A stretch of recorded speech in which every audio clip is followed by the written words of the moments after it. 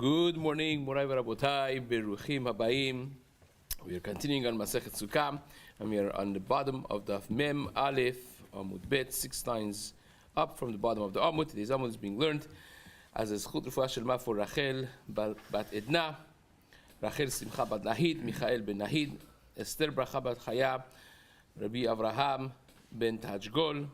They should all have Refuah Shelma B'toch Shar Chole Yisrael. This Amud is also dedicated Le'ilui Nishmat Jacqueline Bat Avraham and Akdas, the Neshama Shel Aliyah.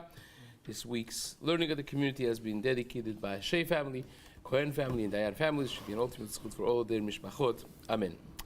So we started the discussion of holding the lulav, etrog, hadas, v'arava, not just during the nanuim after the tefillah of shacharit, but perhaps during tefillah, during other times of the day.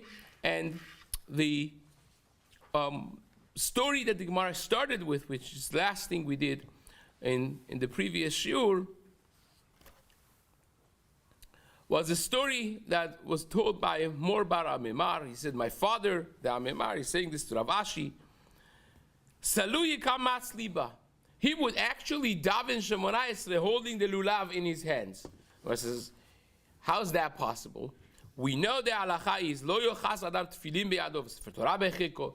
Can't be holding a tefillin in your hand, not tefillin on your hand, but holding a tefillin in your hand, sefer Torah in your arms. Ve'itpalel. You can't hold them when you are davening.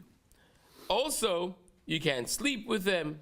Lo yashtin b'hem mayim. You can't sleep. Lo shenat keva. Lo shenat arai. And Shmuel says, Amar Shmuel sakin v'kara kikaru ma'ot. If you have a knife in your hand, a bowl in your hand, a bag of money in your hand, all of those, or even a loaf of bread, all of them are the same. The Tosafot says here, lest you will think that it's only davar shebiktusha of tefillin and sefer Torah, that you're worried that you're going to fall, and it's asur to drop a tefillin, it's asur to drop a sefer Torah, so maybe that's why you're so nervous when you're holding them, and therefore you should not be davening Shemoneh Esrei when you're holding tefillin, because you're all nervous and you can't have kavanah. But if you're holding a loaf of bread, or a knife, or a bowl, or a bag of money, maybe you're not as nervous, because if it falls, it falls. And therefore Shmuel has to say that even if you're holding those items, still your mind is taken off of the kavanah of tefillah to some extent, and therefore it will be asur. So we learned that. So how is it mutar for a memar to have held the lulav and hadas arava and etrog in his hands when he davens? Gemara says, no, it's different, because over there, hatam lav mitzvaninu v'tarid behu. Over there, the reason that he is busy with them is because it's not mitzvah. So you're doing like a zaytik thing, a side thing, that you're holding them in your hand. You're just a container for now. You're not accomplishing anything with it, so it takes your mind off of it. But when you're doing something that you're really excited about, you're doing a mitzvah, every second that you're holding the Arba Minim is a mitzvah, and you're so excited about it. It's a pleasure for you to be holding them, because every moment you feel that is not something that takes your mind off you. It's not matrid. It's not defocused from your thing. You're davening, holding the Arba Minim in your hand. It actually makes your davening more meaningful, more beautiful, because it is something that you're accomplishing at this moment. That's how you have to explain the difference. It feels lighter. It doesn't feel burdensome in that same way, and therefore it will be mutar. Tanya, the Gemara says, we learned in the Braita, Rabbi Elazar bar Sadok Omer, Kach haya minhagan shel Anshei Yerushalayim. You want to know that this was not just the minhag of Amemar, but this was the minhag of Anshei Yerushalayim. You know what their Seder Hayom was on a typical Yom Tov of Sukkot? This is how they did it. Adam yotzei mi beto v'lulavo biyado. A person would come out in the morning already with his lulav and arba minim in his hand. Holech lebet knesset lulavo biyado. He would go to shul to daven, and he would have his lulav already in his hands, going, and he's holding the lulav. By the way, you see from here, say some of the achronim, like the Ari HaKadosh. Ari HaKadosh held that a person should already do Nanuim in his sukkah in the morning in his house, and then come to the Bet Knesset. So you say all the Lashemi Chutz that you want to say. You actually say the bracha, you do the Nanuim, and then you come for Tfilat Shachar. This becomes actually a big debating point for the current poskim and the Mekubalim together. And many say that you see from the Kitvar Rizal himself that this is only because it is important to say the bracha in the sukkah, to do the nanuim in the sukkah. Not that it's important to do it in the house alone without Rov Am Hadrat Melech, or it's a matter of timing. L'chatchila, it would be better to do it after Shacharit, but in the sukkah. So if you have one or the other choice, better to do it in the sukkah even before Shacharit. But if you have a choice of a sukkah, because back in the day they didn't have sukkah in the Bet Knesset, you had a sukkah in your house.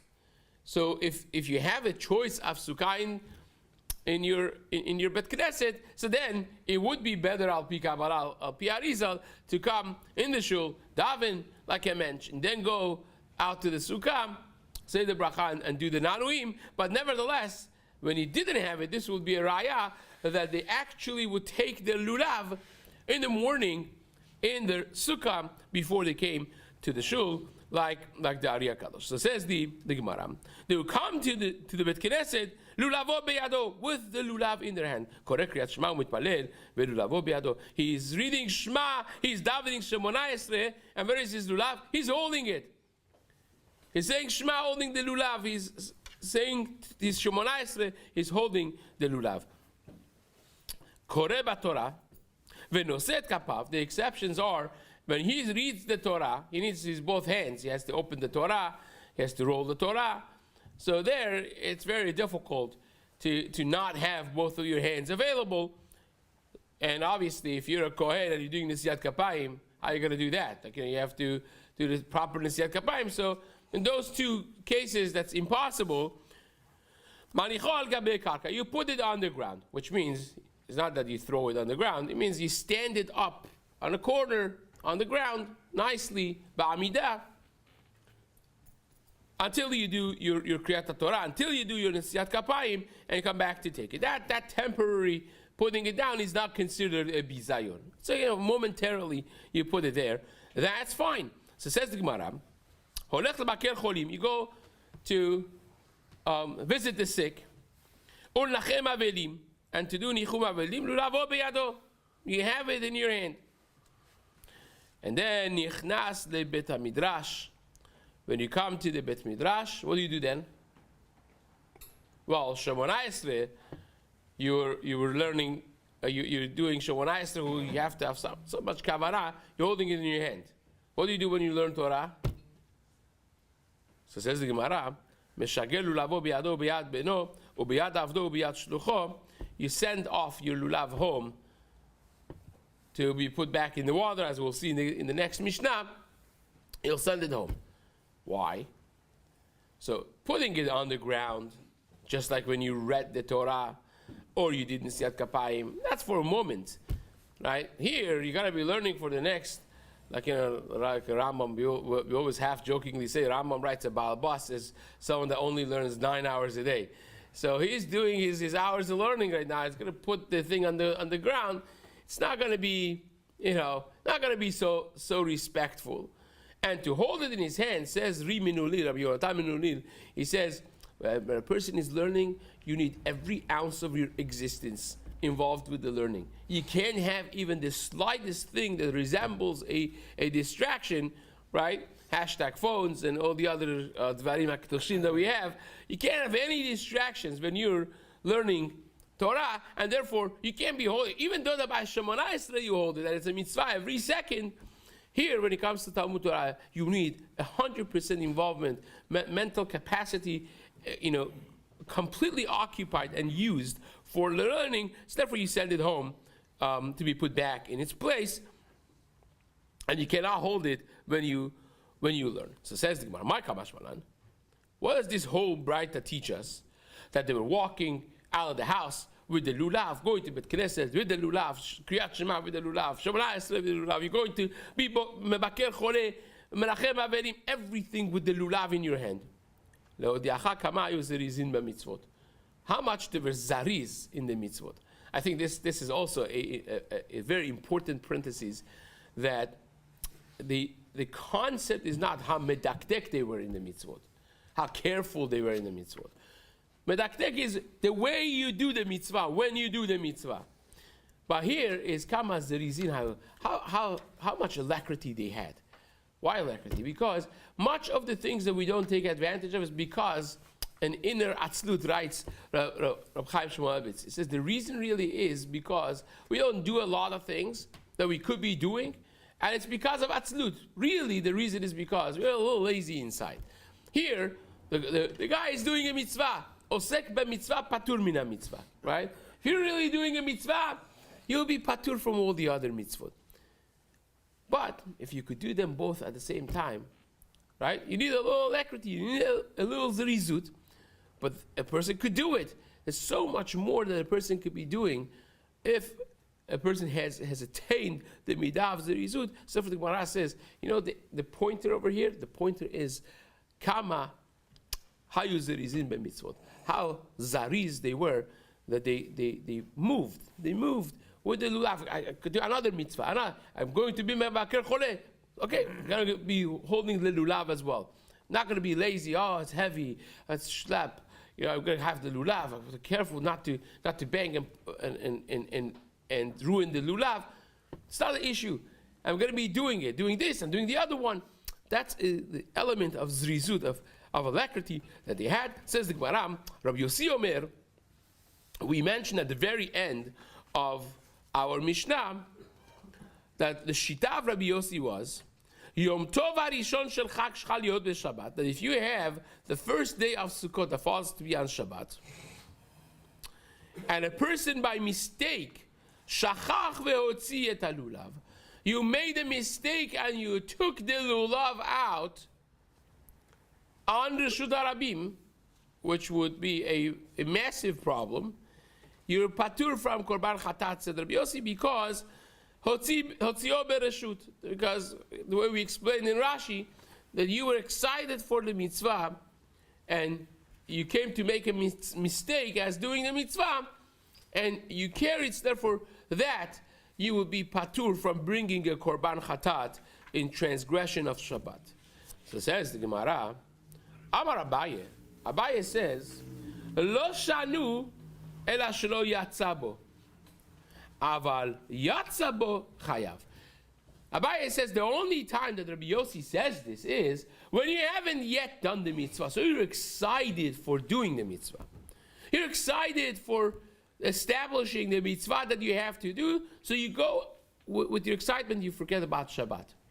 But if you already did the mitzvah, and you're coming back from the shul already, you did your mitzvah, so then you made a mistake and you brought it back home from the shul, then you don't have that allowance. You have to bring Korban Chatat now, right?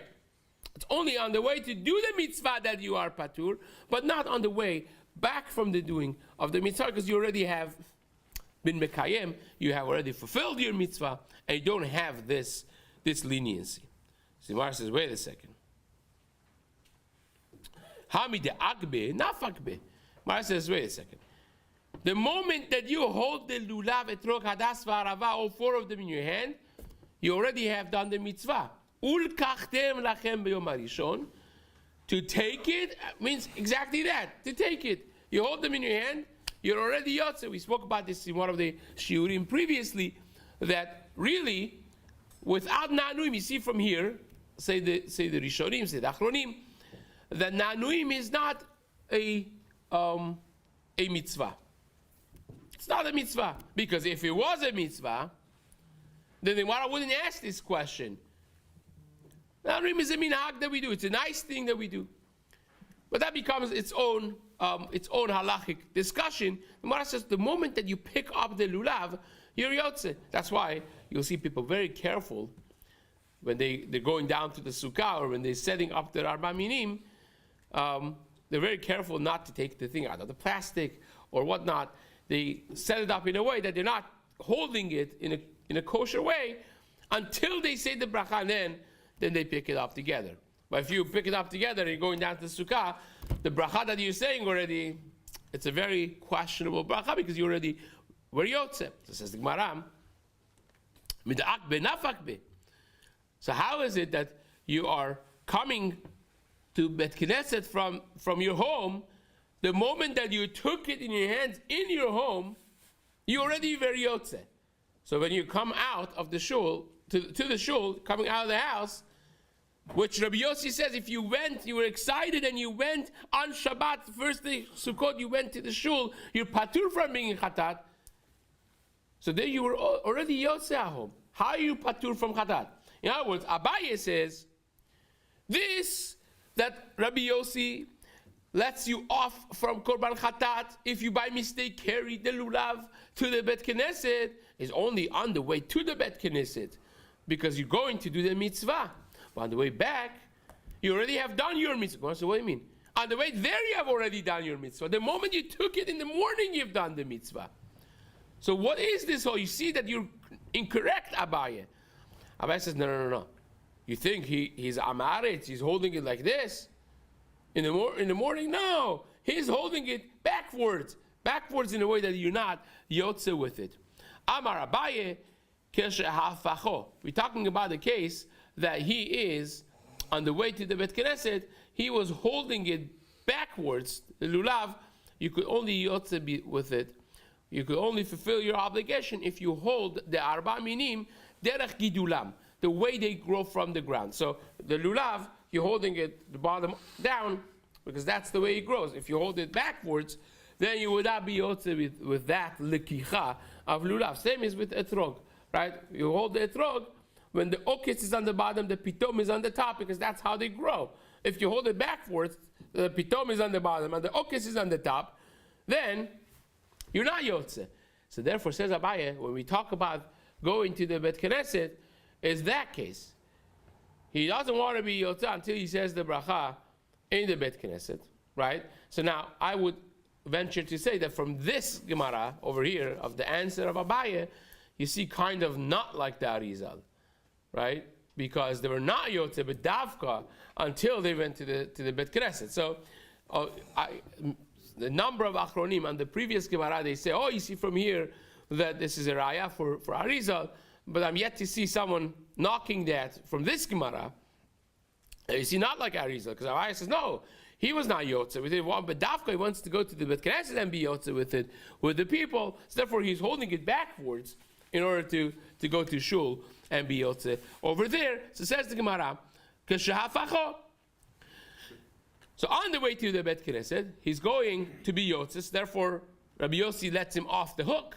But on the way back, that he has already been yotze, then if he makes that same mistake and he brings it back home, then even according to Rabbi Yossi, he will be chayav chatat, even beshogeg. Somebody has kavanah, I'm taking it, but I'm not yotze. Just their machshav is, I'm not going to be yotze now. Does that help? So that's actually a very valid question, because over here, you see, it's actually machloket Abaye and Rava, whether or not mitzvot tzrichot kavana or mitzvot lav tzrichot kavana, right? If I took the etrog in my hand, the arba minim in my hand, I had no kavana to be yotze, right? Nothing. Am I yotze? Am I not yotze? So for this very Gemara over here, that the Gemara says, wait a second, the moment that he takes it in his hand, he's got to be yotze, right? The Gemara doesn't say, well, he didn't have kavana. So even though that we paskin here, it seems from the Gemara that both Rava and Abaye over here hold that, you'll see from the upcoming Gemara as well, that they both hold that mitzvot lo tzrichot kavana. We paskin still mitzvot tzrichot kavana. So that really gets into that discussion whether or not mitzvot tzrichot kavana or not, which maybe when we come back to this, we'll discuss it a little bit further in that terminology of when do you need what type of mindset to have fulfilled the mitzvah, and can a kavanah hefchit work? In other words, even if you tell me that mitzvot lo tzrichot kavanah, even if you tell me that mitzvot don't need kavanah, can I make a condition, stipulate that I bedavka don't want to be yotze with this? I'm going to be holding this lulav in my hand, but I bedavka do not want to be yotze now until I say the bracha later on. Can I stipulate such a tenai, and it will work even though that I'm holding them upright properly, but I just don't want to be yotze with it. We'll discuss that Be'ezrat Hashem as the Gemara unfolds here, but nevertheless, that's a very valid question and we're going to come back to it. So says the Gemara, Rava Amar, Rava says, Afilu tema, this is the Rava I was referring to, right? Rava says, Afilu tema shlo afacho. Even if you say you don't have to come onto this strange okimta that Abaye establishes over here, that you're holding, we're talking about the case that the guy is holding the lulav backwards, the throat backwards, right? Upside down. Why do you have to establish such a ukimta? It could be very simple. Common case. You know what the common case is? Talk about a case that you're not holding it. It's in a bowl. You're carrying it in this cardboard box that they give it, right? You're holding the lulav like that, the throat like that, and therefore you're not yotze. So says Gemara, wait a second. Wait a second. You forgot what we learned some mere 5 dapim ago in Daf Lamed Zayin. For those who remember, we had a whole discussion, and Rava was the one that said you could hold something through something else, and it still is considered a good lekicha. Right? Lekicha al yedeh davar acher, you all remember? Shma lekicha. If I hold something not directly with my hands touching it, but I'm holding it with a barrier. Well, yedeh davar acher. You remember the golden strings wrapped around it, and you want to hold it on top of the gold strings, right? Rava said lekicha al yedeh davar acher shma lekicha. So here you're taking it through the bowl. What's the big deal? You're holding it. Who's holding it up? You. If it wasn't because of you, will fall on the ground. So you are holding it. Last, you're holding it. Al yedeh davar acher. But guess who holds that? That's fine. Rava. Rava himself is the one that says you could take something through something else. How can he be the one that answers that when you're not yotze? When it's not considered lekicha, when you're holding it al yedeh davar acher. It's the most ironic thing. Says the Gemara, no. You don't get it. Hani mili derech kavod. When Rava says you could hold something al yedeh davar acher through something else and it will still be considered a proper lekicha, it's when it's derech kavod. You have this gold strings. You're holding the lulav. It's derech kavod. There's this gold strings. So therefore, the halacha looks at it that you're actually taking the lulav. By holding a bowl, holding a cardboard box, that's not kavod for the mitzvah. What kind of taking is that? When the Torah says take the lulav, does it mean that if I put it in the garbage bag and you hold it in your hand, that's considered lekicha? That's very, very not respectful. That's not considered lekicha. But if I'm holding it with a golden wrap around it, that is considered derech kavod. That is when Rava says it's considered lekicha al yedeh davar acher shma lekicha. So says the Gemara, hani mili derech kavod, aber derech bizayon lo. When it's a disgraceful thing, then it's not considered lekicha. And putting it in a box, putting it in a bowl, putting it in a garbage bag, that's not considered derech kavod. It's a derech bizayon. It's disgraceful, and therefore you cannot do it. Fine. Amara. So you see from here, both Abaye and Rava, coming back to your question, both Abaye and Rava seem to hold that mitzvot lo tzrichot kavana. The mitzvot don't need kavana really over here, right?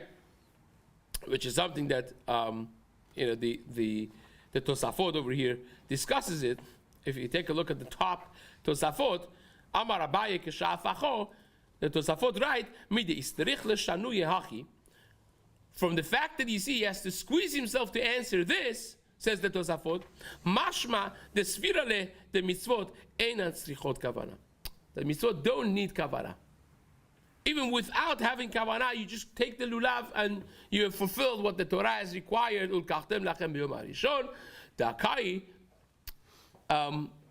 amotzil l'reshut harabim. This is someone that's bringing it to Reshut harabim. Of course, you can't say that he was he's mechaven to be yotze with this, for sure not, right? So the Tosafot deals with this in this capacity, but this is a larger than life concept, beyond the scope of this little talk over here, which B'ezrat Hashem at some point we'll come back to it. We're going to just do what we do and finish up until the Mishnah in the few minutes that we have left. So says the Gemara. Amar Rav Huda, Omer Haya Rabbi Yossi. Rav Huda said, you know what Rabbi Yossi held? In line with this Rabbi Yossi that we just learned in the Mishnah, that if you're excited for doing a mitzvah and you did it, but then you did an avirah, you're excited to do the lulav, and then you carried it in the Reshut HaRabim on Shabbat, you're patur from chatat. So says Rav Huna, in line with that, let me tell you another halacha that Rabbi Yossi used to say. Olat ha'of shenimtzet ben agafayim v'chasavur chatat ha'ofu. Bird offerings in the Mikdash, a preface to this, there could be two types, and usually they come actually together, right? Echad le'olah ve'echad le'chatat. You bring two ofot, one would be a korban chatat, one would be a korban olah. What is the most glaring difference between them? Chatat ha'of is kulo nechal. Chatat ha'of is eaten by the Kohanim. Olat ha'of is kulo nisraf. It's asur, absolutely asur to touch it, to eat it. It has to be completely burnt. Now, what you do when you have this bird that was mixed with a pile of birds that you did melika for these things with the thumbnail, right, on the so you have it mixed with one of them with the other ones. A olav got mixed with a bunch of chatats. So the Kohen comes and sees this and says, oh, it's a part of chatat, I have to eat it. So he picks up and he makes it and he eats it. And then it turns out that this was actually korban olah. So you now were mo'el behekdesh. Right? This Kohen, like you went to the wrong room, you're a Kohen, you're supposed to know where you're going. Right? It's like, going to bring matzah and you went and brought, a pita bread. You can't do that. He completely went to a different store, completely went to a different room. That already is a gross negligence. That is considered karov lemezid, and therefore he's not off the hook. He's not a simple mistake with shogeg, but it's karov lemezid, and on karov lemezid, the Rabbi Yossi himself would say that he's still on the hook. He will be having to bring korban chatat, and that brings us to the next Mishnah, which B'ezrat Hashem will discuss in the days to come.